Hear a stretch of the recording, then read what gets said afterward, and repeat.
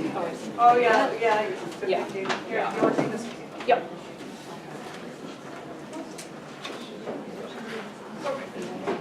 So, while we're waiting for Kimberly,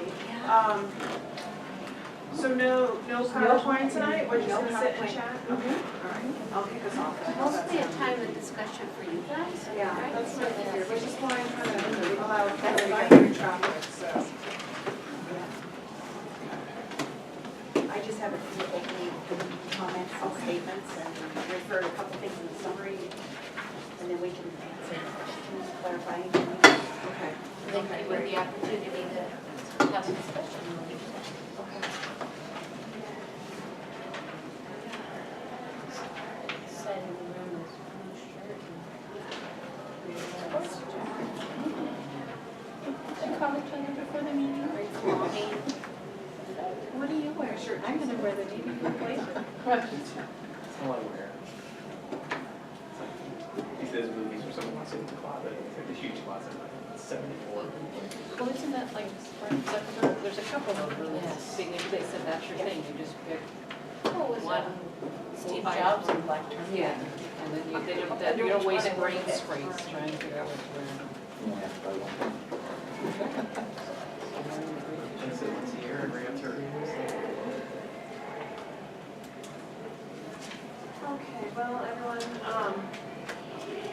since we do have folks who came out, we were waiting for Kimberly. She had to run her daughter to soccer practice and got stuck in traffic. So, but we do have some introductions to do. So I'm going to go ahead and call the meeting to order. Thank you everyone for coming. We really appreciate everyone coming out and being a part of the process. Thank you. So, and tonight, just to kick us off, the point of tonight is that we're at a point where, since 2013, the middle school grade reconfiguration task force has been working on the work of getting ready for our middle schools. And so, as that work progressed, we have gotten updates as a school board.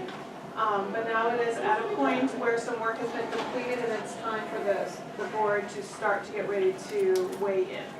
So the goal of tonight is to be able to review with some assistance the recommendation of the middle school grade reconfiguration task force and the subcommittee that was looking into instructional programs, so that we could, as you can see, it's a big document, so obviously we have questions, we want to make sure we really understand it before we go to our next steps, which we will talk about also during this meeting. So I'll go ahead, unless Larry, you have anything? No, I just want to acknowledge and thank Heather and Gretchen for their leadership of middle school grade reconfiguration task force and the academic subcommittee. I know this has been quite a journey in the path and lots of work from lots of folks involved, and obviously an issue of high interest to many individuals. But I really want to applaud the work that you've done and the thought that's gone into the process and the deliberate nature of the process, and hope that we can have a productive meeting to clarify any of the contents of the report and recommendations that's come forward. Thank you. So I do have just a few notes and a few opening comments, and I just want to reference a couple of things in the executive summary and in the appendixes. Indices before we get moving on to clarification and discussions. So as you mentioned, yes, this has been a culmination of 10 months of work of the academic subcommittee. The middle school task force has been operating for almost 3 years now. And I wanted to draw your attention to the first thing was on the first page of the executive summary is 2/3 of the way down the page were the key outcomes that were established by Janet Quinn, who was board president at the time, and the school board, that were given to all of the task forces to consider as we were moving forward with designing programs, recommendations, et cetera. And as I looked through those bullets as I was preparing the executive summary and reviewing the work of the academic subcommittee really ongoing over the last 10 months, I do believe that the subcommittee has successfully met all of those bulleted items as the key outcomes, and I referenced that in the executive summary. The task force needed to develop a recommendation of the district-wide philosophy specific to middle schools. We that. Study program and instructional impacts of grade reconfiguration changes, certainly the middle school academic program, and the identified considerations, opportunities, impacts have been identified through the work of the subcommittee. Develop recommendations for the academic program. We forwarded 4 options on to you. Define and initiate recommendations for staffing, budget, professional development, and curriculum work, and all of that is reflected throughout the document under considerations. The budgetary impacts, of course, that's not their work to figure out, that's our work moving forward of what some of those will be. And review choice programs, including philosophy, best practices, articulation, and location. So as a part of the work of the academic subcommittee, they did review AAP as one of our academic programs, and we actually, as you know, are moving to 3 sites beginning next year in 2016. So I do believe that they have met all of those key outcomes there as they were charged. That was their charge to go forward and move through this process. I have a question, was that directly Janet's charge or the school board's charge? I believe those, I would have to go back and look, but I believe those were part of the school board charge. It's been on the website since the inception of these task forces in 2013. I was just wondering why it was by name instead of saying the school board. So, I just remember those are the ones that she outlined to us when we met that meeting in June, so it could have been the whole board, but she was one that presented those on behalf of the board. Maybe that's my memory there of what I have. So, as you mentioned, Amy, throughout the process, we've provided monthly instructional updates. We've provided board updates and study sessions when requested. We've tried to seek clarification from you, and you've sought clarification from us on how the work is going and what is progressing. I do want to reference the last board study session in March when we spoke about what is it that you need to help you move forward with the decision. And the 3 things that we heard were multiple options, a ranking of the considerations of those options from the subcommittee and task force, and then a timeline that allowed for you to engage in discussion and dialogue. So I think that we have accomplished that task, as you have seen in the information that was submitted to you last Friday and you've seen in the notebook tonight. I also want to reference the 2 other appendices here. Appendix I is the large document that has the legal side, that is the academic, the subcommittee considerations, and those have the 4 course options. So you have probably had a chance to review those. And then the accompanying documents behind the first page is all of the considerations. And then Appendix J. So what again? Appendix I is the large Oh, the legal choices. size document, the choices, the options that were moved forward for consideration. I can pull that out so I can look at it. And then I just wanted to make sure that we had a document there regarding the process that we utilize to come to these identified options and the recommendations from the subcommittee. So that is in Appendix J. I know there were some questions about the process, so we did make sure we wanted to put that in there. The ranking and the voting process is outlined in that summary document in Appendix J. We posted the results from both the subcommittee, their rankings on the bottom of the last page. And then we also posted the middle school task force poll as a yes/no vote, which was done last Monday evening, a week ago Monday. So those are the documents that I wanted to reference. So as Amy and Larry mentioned, we're here tonight to clarify the information for you and answer any questions you have regarding the process or what we've submitted here. Mentioned that this is a time for you to dialogue as well. But before we dig into that, I just want to share a couple things from that I have learned in the last couple months as a leader. And the things I'm going to share with you really resonated with me because they focused on the work of the district around equity. So I want to just share 2 things. I think you all received the book despite the best intentions, and the principals have been reading this as well, and it certainly is, the information in here gives us cause to pause around different things as discipline, academic programs, etc. It talks about case studies, unintended consequences, terms like racialized tracking that are new for me that have really caused me to dig in further and deeper around the issue of equity. The second thing I wanted to mention was just a coincidence because Amy sent an article this evening to us that will be forwarded to the board from Pedro Noguera, and I already had some of my comments this evening focused from Pedro Noguera and Alan Blankenstein. So most recently, I had the opportunity to listen to Pedro Noguera at the National ASCP Conference in Atlanta. And I know that some of you will be hearing him in May. There's I think a conference you're going to, an equity summit. And then some of you heard him at the WASDA conference. So he was one of the keynoters, along with the author, with his co-author Alan Blankenstein, at the national conference in Atlanta that was focused on equity, and his book is entitled Excellence Through Equity.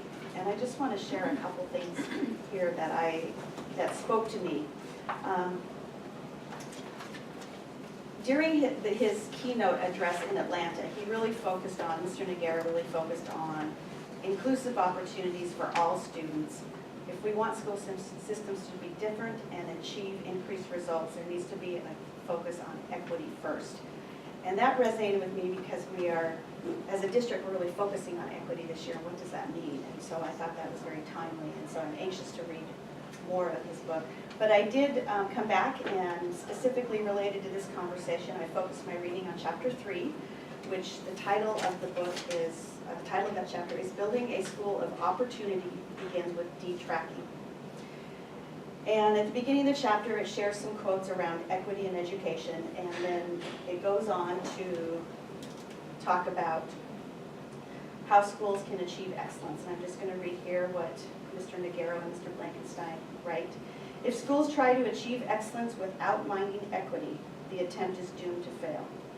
If, however, educators put equity first and create a school of opportunity for all, excellence will surely emerge. And then throughout the chapter, it goes on about a case study about detracking the system. It talks about the effects of student achievement and the opportunity for all.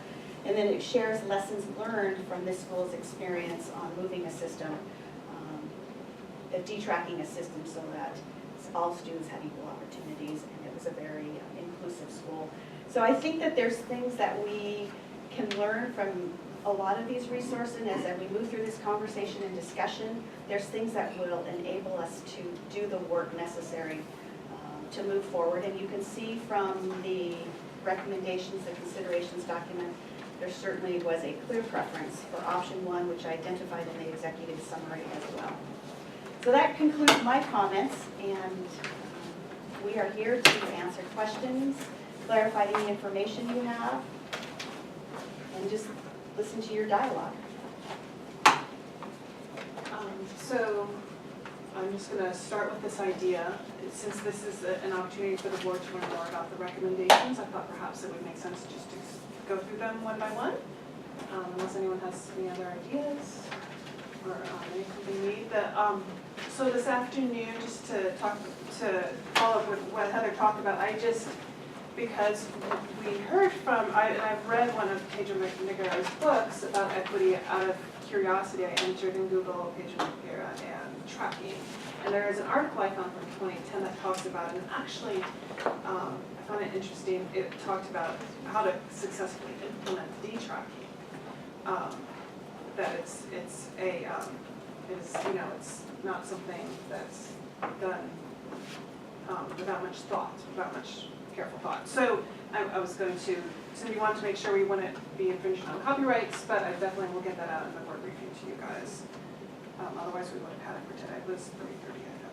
So, but I think for today, it's not relevant for today, so I wasn't going to stress about that. So if we want to, we can go through, certainly open to suggestions on what works best for folks in terms of going through the costs, going through the options. I think the large document that I just pulled out of my binder might be the best place to start.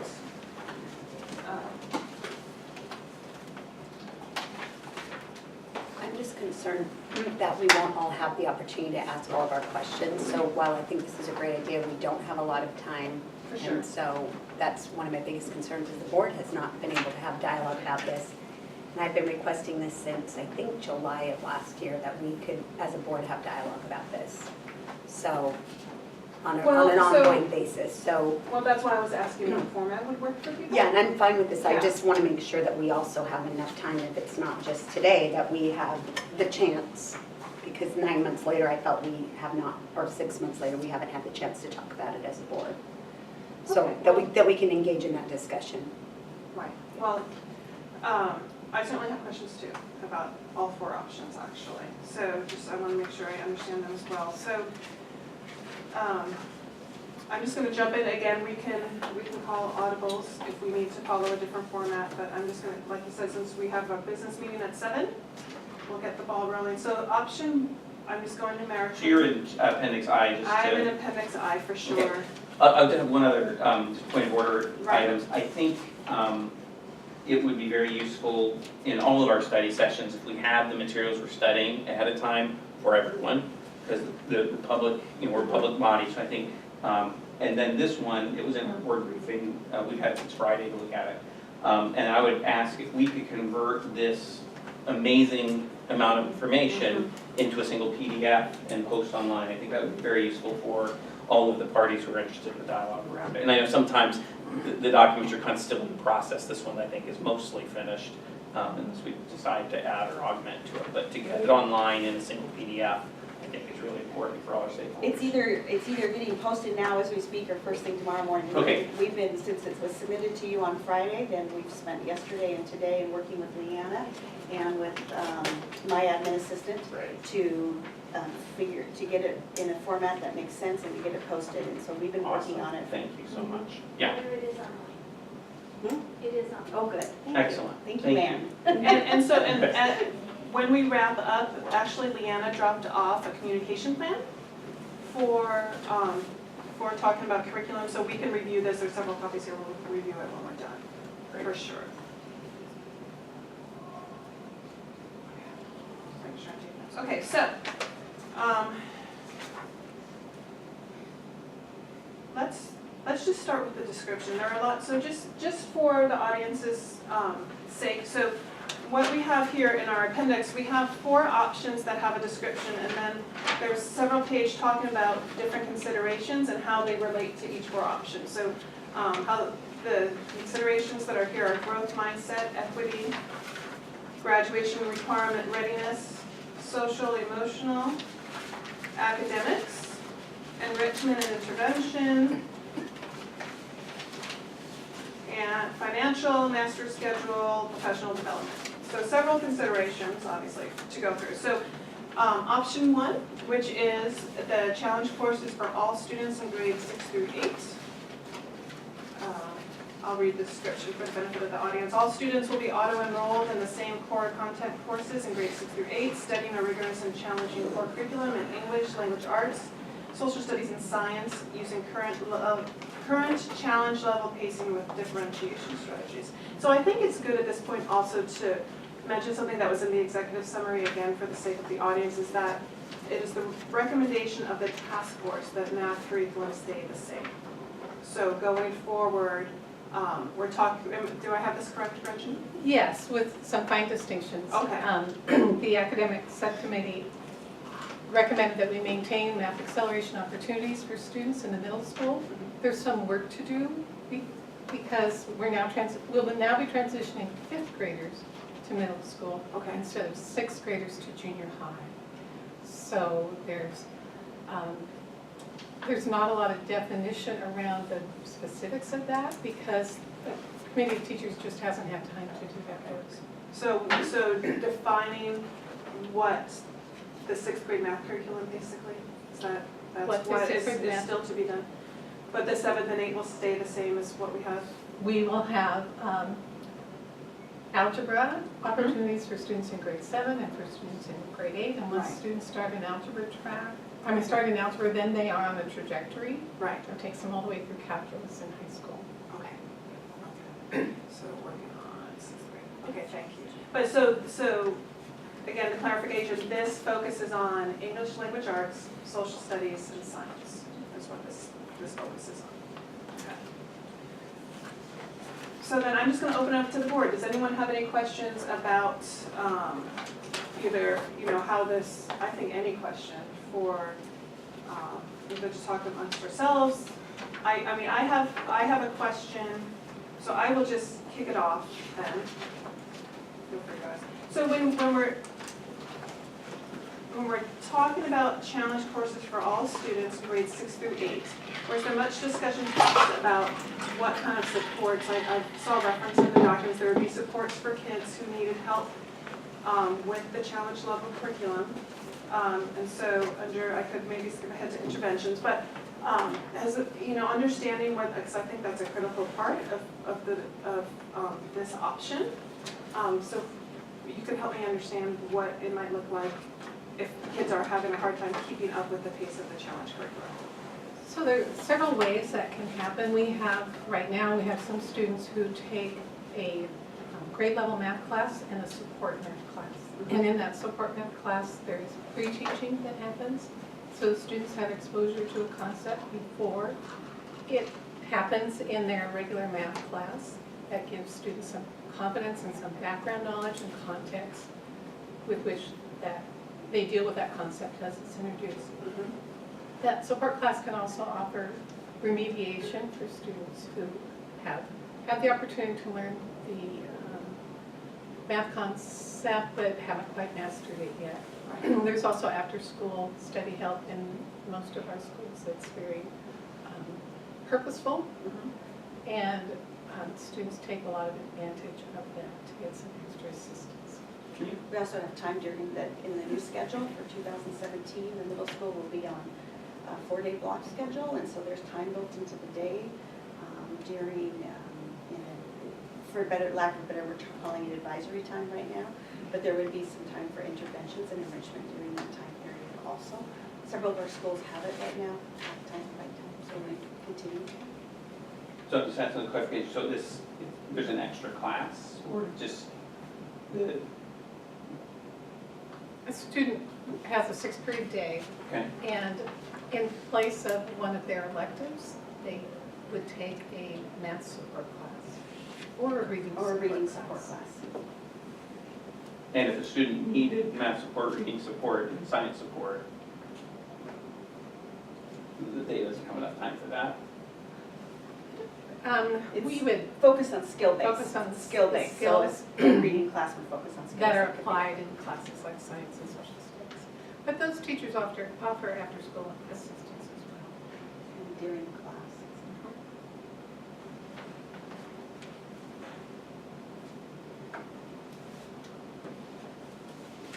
So, Amy, I'm sorry, I heard the answer. What was the question that you were So asking? my questions were, what supports have been discussed and are being planned for to help students that would not be able to keep up with the pace if someone was struggling?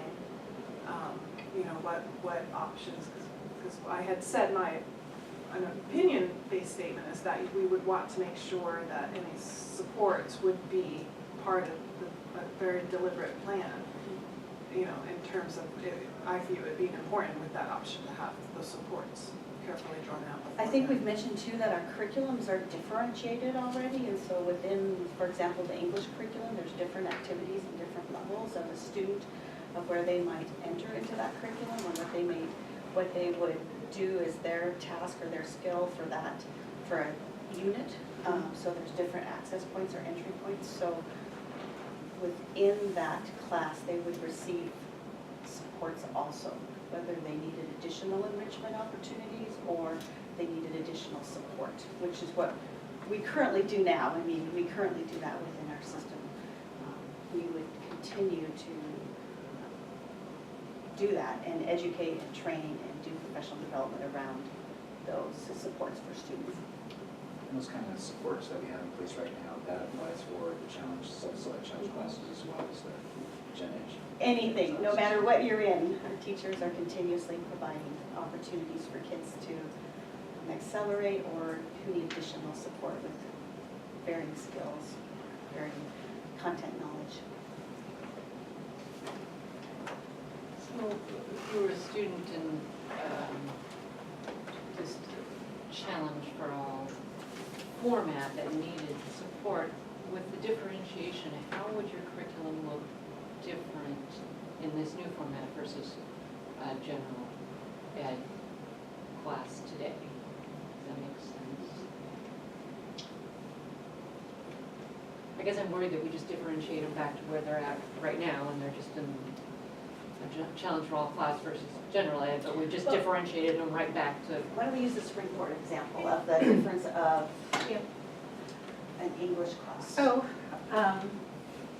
you've heard us talk about Springboard, and recently our junior high English department heads got together and evaluated Springboard for year 2, and they're still very impressed with the resource and the opportunity it provides for students. So some examples are,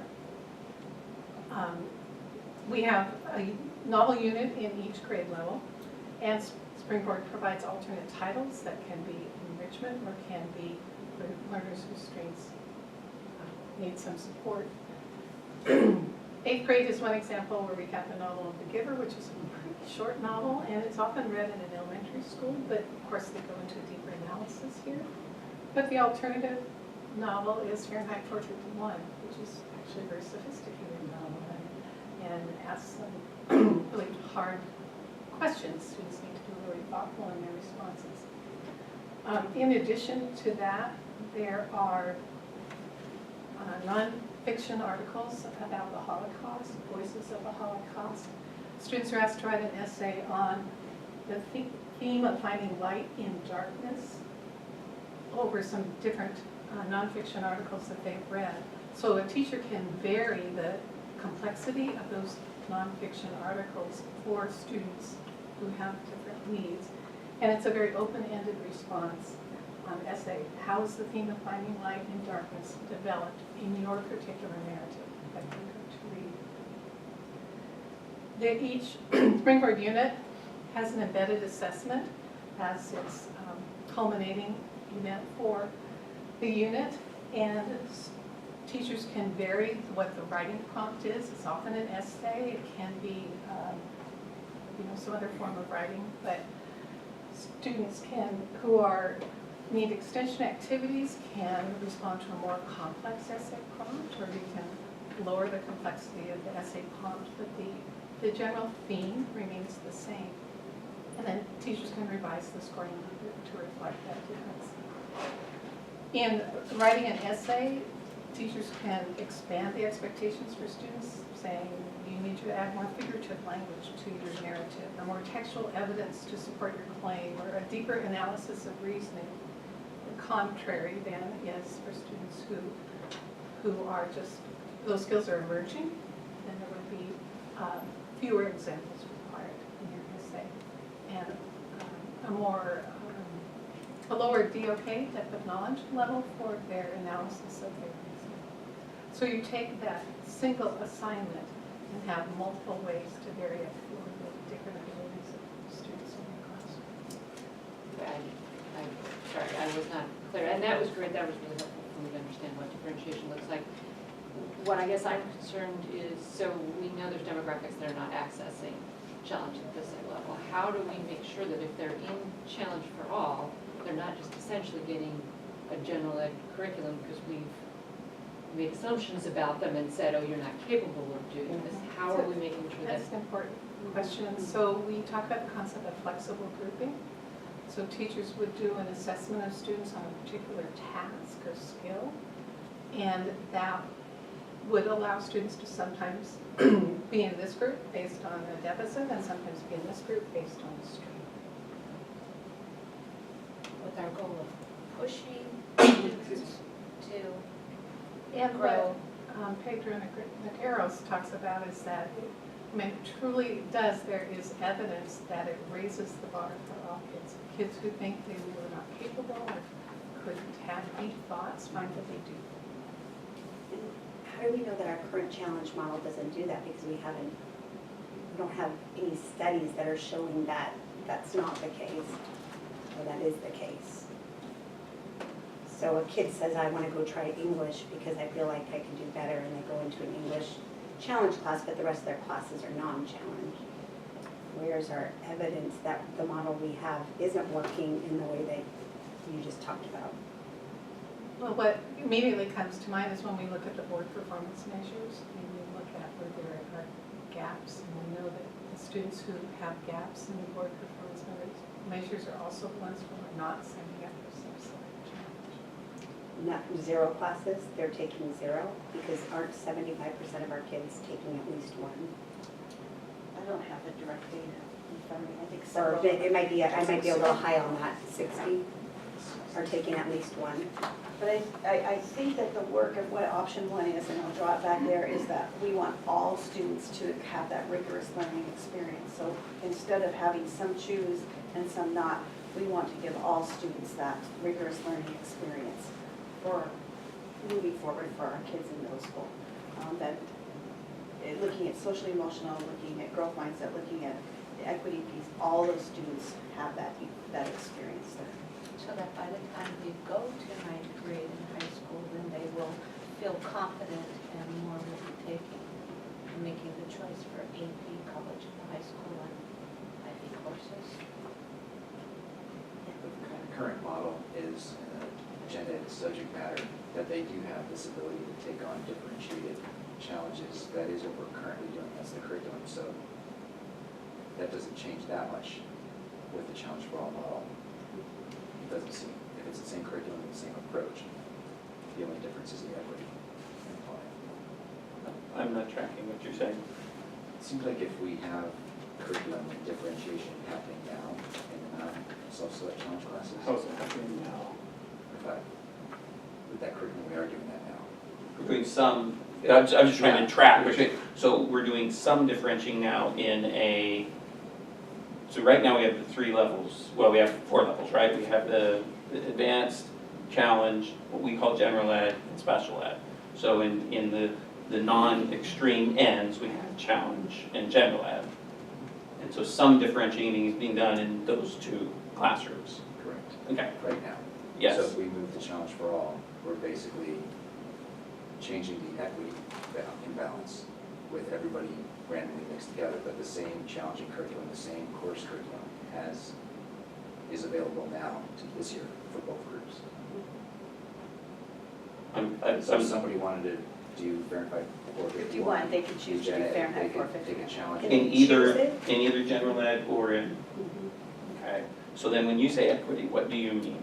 I mean, kids not tracked, kids just randomly assigned to science, randomly assigned to English. Okay, and so by tracking, because I think there's a couple questions in content. So what do you mean by, or what do we mean by tracking? As the literature talks about tracking and what we're doing here. I would say that the tracking is the result is that we don't have balance across all our diverse population in self-select challenge. It shows that there's a lack of random distribution. Okay. So then, and I read the Despite the Best Intentions book, and it's really an interesting story about the high school where you have the different, you think that, you know, they're mixed, but it's really not mixed, and you have this tendency when you have the testing ahead of time that and it's, you know, you can call it the rich, white, and Asian tend to be in the advanced classes, and the poor, black, and brown tend to be in the regular classes. And so that's what I call racial tracking. And in the example case study that they talk about, a lot of research, it's extreme. When I was at the Albuquerque conference, and I'll be wanting to talk about that more, I think the number one word we have not talked about that I think is the most important word from what I can understand, from what I've done research on, is social capital, and it's a much more precise term. But this particular assistant superintendent was working in a school district outside of the San Francisco area, and when she came in, they had just absolute racial tracking. I mean, it's horrible, and it was the other side of the railroad tracks. The poor folks on one side were in the regular classes, the rich, mostly white, was in the other, and it was the traditional kind of segregation, and the schools have become resegregated, which is the argument that many of the scholars in this are concerned about. And talked to her, and she told her story about, she basically said, to heck with this, we're not going to do that, and they untracked because it was being by basically a highly correlated racial criteria that was making the choice. And then the white students improved their performance from whatever it was, I think she said like 900 on whatever scale it was, to about 950 that had been in the high track, and then the poor and the racial minorities improved their performance by over 100 points. So getting rid of that tracking, it was racial tracking, had this improvement for all folks. Okay? There's other research, and so, but we don't have that kind of racial tracking. And some people may say we do. I don't think we do. I don't think the evidence suggests that we have the racial tracking that's talked about in that book that was in the San Rafael School District. I think we have a different set of reasons why we have racial disparities in our classrooms. Okay? And because most of the racial tracking is done by poor testing and opt-in and kind of high stakes one single test, then I don't think that's the issue that we have. So I think we have to be really careful about when we use the word tracking. And Vice President Angela and I sat through with the UW researcher, our grad students do some lit review and talked about tracking and detracking, and they didn't look, our system is not tracking in the feared sense of Dr. Noguero and others. Coming back to the question of social capital. So what is this idea of social capital? And it exists both in the Save Our Challenge report, and it exists in the report put together here. And I think, and partly I know this because it's been talked about at the Evans School where I used to be working on the faculty. And one of the biggest drivers of success is not race, it's not income, it's social capital. So what is social capital?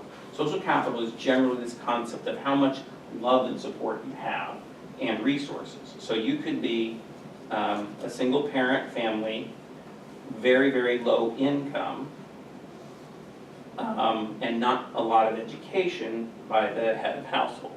And that person, the student in that family would be predicted to have horrible educational outcomes, okay?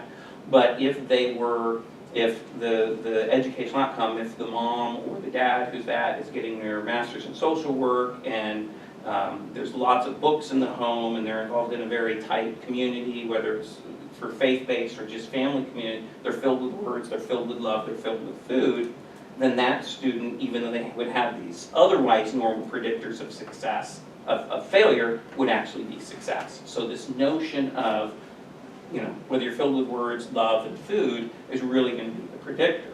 And so some of the disparities we get, I think, start and go into community schools way earlier. Okay, we have these disparities throughout our education. The problem to solve that is not necessarily the academic classing, whatever happens in the class, it's making sure that students are ready to learn and providing those resources to the students, because their barrier to being successful in school isn't the class that they're in, it's their ability to be ready to learn and the social capital that they have. So when we use the word equity, I think it's an unclear term, and I want us to be real clear about that. I think social capital is a better term, and I see that the results that it seems like students have, and so we can predict that our students with low social capital are going to be struggling learners. They're going to lose more in the summer, and the way to intervene, I think we have some problems, but I don't think the problems is in the academic classes. I think it's in how we understand and address social capital.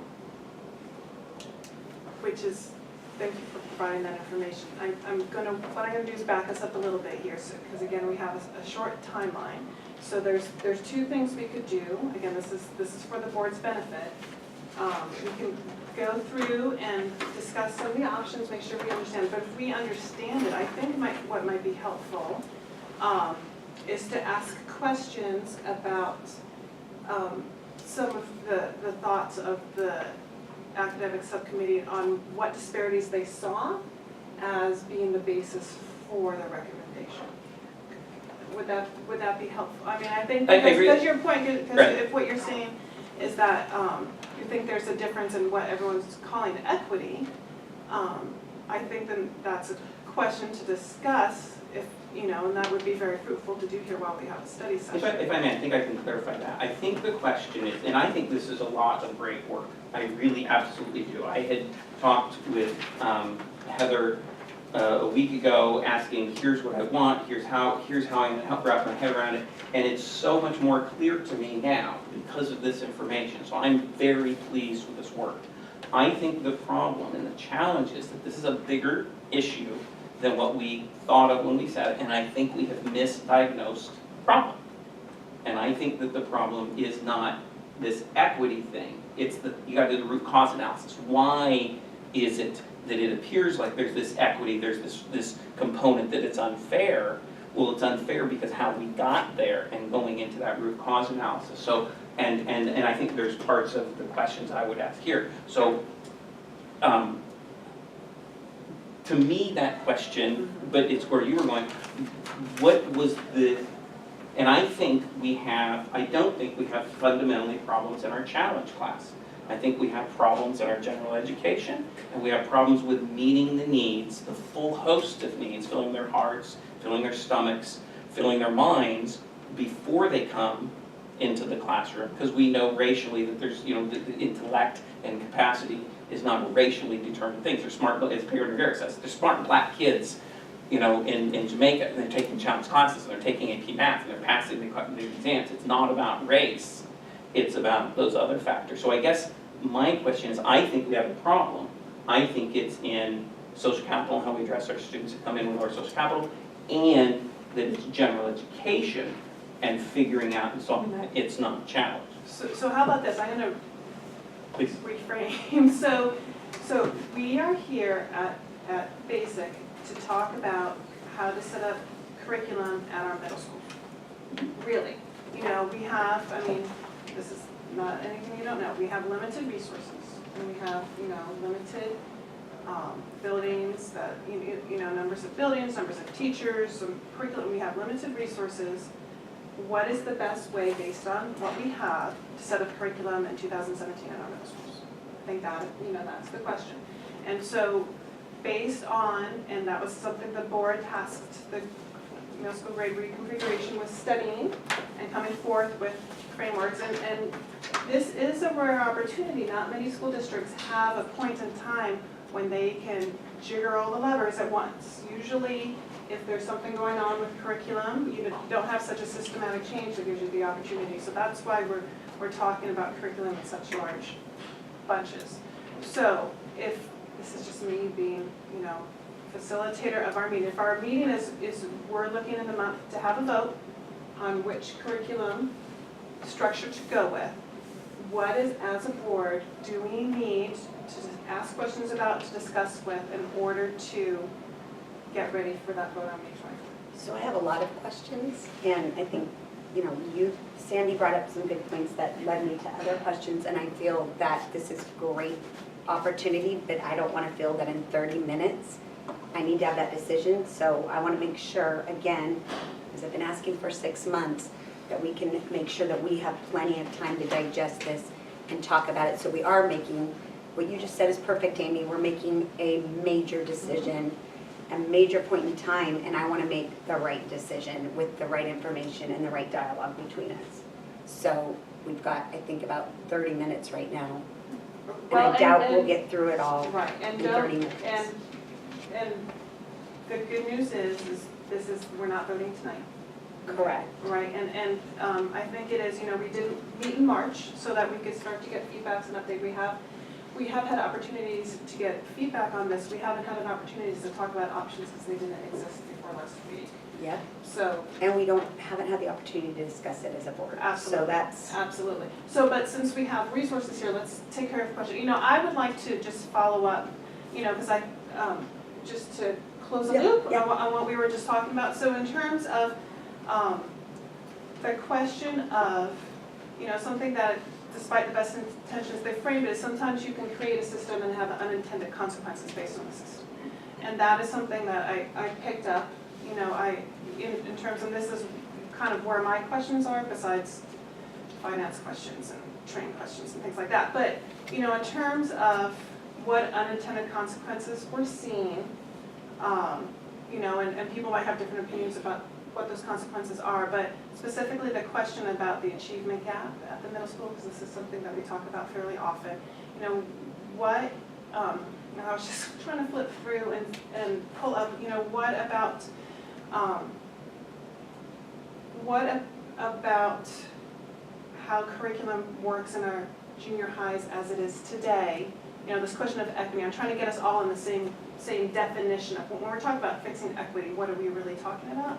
So perhaps, you're talking about from a very global perspective, in terms of these course options, what points, were there any data points, we've seen some things flying around from Brandon in terms of statistics, in terms of participation by groups within, am I making sense of what I'm trying to get us to move along? And then I think it's great to start to dive into Kimberly's questions.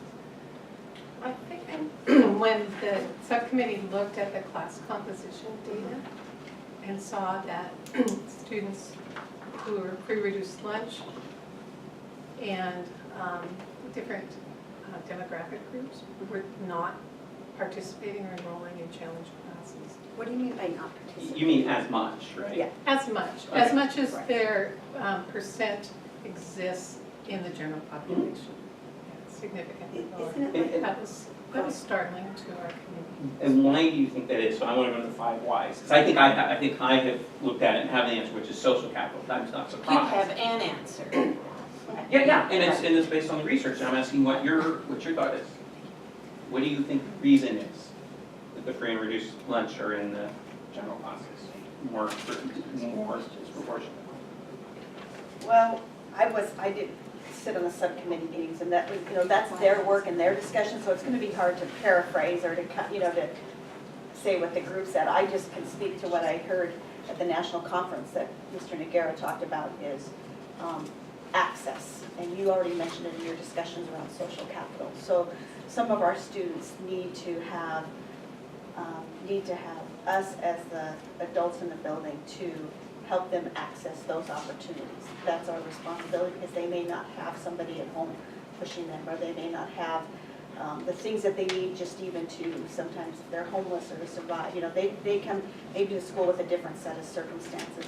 And so they need to be able to have access to all of those programs, and they need to have equal opportunity there. So he said if we take that remove that barrier away, that they have to choose, or they have to have someone advocate for them, and we place them in the classes then that isn't even an issue for them. They don't have, everybody's in that class, so it doesn't become an issue for that student as far as not having an adult who advocates, or am I a dumb kid or a smart kid, or no one is pulling for me, or I'm coming, it's a whole host of reasons, but that's just one thing that Mr. Nagara talked about. But I know you asked the subcommittee specifically. We're not going to be able to sit here and just give you what the subcommittee said, or what the things, what they came up with. We've provided the data, the documentation. You have their recommendation. You have the information. But what's We can the root share- cause? Anecdotal, Yeah. Anecdotal comments we could do, yeah. that where teachers and counselors have told us that they have those conversations with kids. Why don't you sign up for the challenge class? Try to encourage everyone. Are these all minority kids that they're having conversations with, or? Any student. Any student. Any Okay. student. Any student. And because this system exists, students don't see themselves in those classes. They don't see themselves like the kids in the challenge classes. And they do not have they don't express the confidence that they could do that. Even though, again, this is anecdotal, but a teacher would say, but I've seen your work all year. I know you can do this. No, Mr. So-and-so, I just don't see that I can do that. And they don't sign up. And I'm sorry, I read that chapter right before I came in. I can't find the quote, but he talks about how choice does not solve the problem. Kids just do not choose the higher achieving classes. They don't identify with the students. So Kimberly's been very patient. Well, I guess the thing is, it's not just about my dialogue, it's about all of our dialogues. So in no way, Right. I mean, I think we all need to have the dialogue, but I did make, lists. But, so I'll ask a question based that came up as you guys were talking. We have an achievement gap K through 6 right now. And I'm not sure that achievement gap is, Probably K-12. well, but we're talking about middle school, so now we're saying that there's this achievement gap that we're gonna try to right. What I'm hearing you guys say is there's an achievement gap that we're gonna try to right in middle school. We're not saying we're gonna try to write it, we're going to provide a rigorous learning experience for all students, and maybe that will impact the achievement gap. Maybe that will help impact that achievement gap. Some of the research and some of the work would say in here that that did happen. But differentiated learning K through 6, so that's my question. We have differentiated learning K through 6 currently, correct? Well, we can't. Depends on what you define as differentiated learning. Well, I would hope that I answer mean, we would have be it across our yes. system. We have it General across our learning. system, In all elementary grade school. levels. So my daughter's in a general ed classroom, and I'm hoping that she's getting some sort of differentiated learning. We see it on our site visits, Yeah. like when you That's see why them I'm do the asking. reading I'm groups. kind See it of on the right? site Yeah. visits. I'm the school surprised board at the visits. answer right now. I mean, No, I guess I'm confused of what you're asking then. I'm asking that question, are we differentiating in our K through 6? Yes. And we have an achievement gap still. We're somehow not closing that achievement gap K through 6. I'm sorry, Kim, I'm just trying to understand where you're. I'm just asking. Where you're going. Do we have an achievement gap K through 6? How- Are you trying to show Are that you the like achievement school- gap exists? School board and then performance measures where we show the aggregate, disaggregated Third, groups fifth. and third, fifth, At the Third, fifth, SPES eighth. back. 11th, 12th. Correct. Can I help? I think she's saying, you have an achievement gap, K, 1, 2, 3, 4, 5, 6. And so there's an achievement gap. So there's a normal distribution of kind of academic performance abilities, like the height and weight and everything else. And disproportionately, in that differentiated groups, there's an achievement gap in 6th grade. And then when you go to 7th grade, the plan is to, almost, is the plan just to wave a wand and the achievement gap goes away? Or that there's a lot of variation? Because I'm hearing that this Is that what provides. your point is? Yeah, I'm hearing Okay. that this provides equity going to the Challenge for All model, but we still have inequity going on already. So I'm not sure how this changes. K through 6, we have inequity. Kids are not performing, free reduced lunch, minorities. And now that's our primary achievement gap. Now we get to junior high school, and we have a pathway with Challenge where we are getting, you had said no kids basically are taking Challenge, but we do have minority kids in Challenge, and we do have free reduced lunch kids in Challenge. When we look at the high cap, I asked for those results. It's like 1% free reduced lunch and 1% minority Hispanic are in our high cap program. That's inequity. When we look at our challenge, there's still inequity there, but at least we're capturing more of those students. I think, if I remember, I don't have it in front of me, it was about 25% of the challenge kids are free reduced lunch, and I hope I'm not inflating that, because I don't, does that sound high? I don't want to inflate it, Yeah. and I have it somewhere in this pile. But we are capturing some that aren't getting captured in our high cap, and the minority portion was higher too. In fact, I didn't see it as overly disparaging. It was disparaging, but we were capturing some. So, I think Ken brought up a good point. Is by getting rid of challenge, is that the thing that's gonna close that when challenge is giving an opportunity for kids that aren't making high cap cutoff? They are getting a more depth pace. I just don't see how dismantling challenge is providing more equity. Well, we're not dismantling challenge because it's in all 4 of our The options. self-select. Correct, to self-select. So this is where all Because students we're can be auto-enrolled. self-selecting all. Yeah, we're self-selecting all students to go into option 1. Which is the same as what we're doing at our elementary. It's just differentiated learning, but Well, it's a bit like the Bellevue model, which is honors class, they still use the term honors. And so instead of having a self-select honors as well as their high cap, they have honors, period. And if, we were just talking today that if a particular principal who we know and love, a particular high school, SIP, had her way, she would have you'd either be an AP or IB. and then the special needs courses and things. So it's just that shift in thinking of, instead of self-selecting into, that we say all should be in challenge, all could be in honors, all are AP. They have choice schools in Bellevue, though, correct? They have They the have the international. international, That's it. Yeah. I think That leads to- international. Because the data that I was looking at that you gave us, Shoreline offers self-select or some type of, Issaquah, Everett, I believe. And the only two were Lake Washington and Bellevue that don't. And then they do have some choice programs. I thought it was interesting that Shoreline didn't offer highly capable. They don't Yes, offer they high don't people offer at the middle level, Oh, neither does Everett. Able to do that, I thought that was a state law, but that, Cluster. here They nor serve- there. I think they serve Serve in in clusters in their schools. home schools. They don't have an identified program that's like we do here.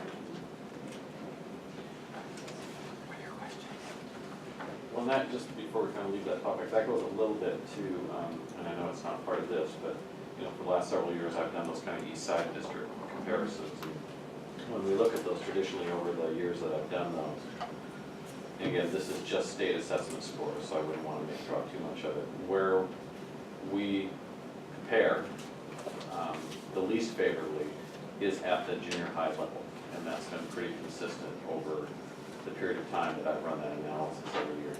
It's a color-coded one. Yeah, with another one you green provided, notes over did there. get the last one, I think. And the district that generally performs the strongest is Bellevue, that has essentially what's being proposed here, which is sort of the honors for all. And now, I wouldn't want to necessarily say that that's causal, and I wouldn't want to make too much about it, but when we look at the models of the other districts, we're the only district with essentially a 3-tier or 4-tier model that's kind of described at our middle level. And that's always kind of rattled around in the back of my head, particularly when I was reading Despite the Best Intentions, is there something about our model that is perpetuating, potentially perpetuating an achievement gap, whether it's social capital or whether it's who chooses to access which programs, but are we seeing the results that our model would anticipate based on the kinds of choices people will make, given the choices we provide them in our current model? I hear, Ken, you're thinking and your thoughts about social capital and students being filled with words and love and food, and I know our teachers worry about that. They talk about it all the time when we're in some of our meetings with the association, and really trying to make sure that students are ready to learn. And we also talk about, yes, there are things that we cannot control in the family part, but there's the part that we can at school, and it's the 6.5 hours worth of time that we have, and really saying that we believe in them. And I think if I think of option 1, because we haven't actually moved to 2 or 3 or 4, but option 1 says to me what we're saying, that we believe in all students can access and be pushed and motivated and to learn. And I think that's what, if you say, why aren't they accessing? And part of what I think, despite the best intention, is talked about, and probably Pedro Noguera, is that they might not know the social constructs or the rules that of how to access that. And Larry provided me the opportunity to go to the UWB Diversity Equity Conference, and I just remember I was told them it was the best thing that could have happened for me on a Friday, but Vivian Phillips was the keynote speaker, and she was talking about Seattle arts and the artist of color, and it seemed to me to be the same thing that we're talking about when folks said to her, why aren't we seeing more artists of color reaching out and accessing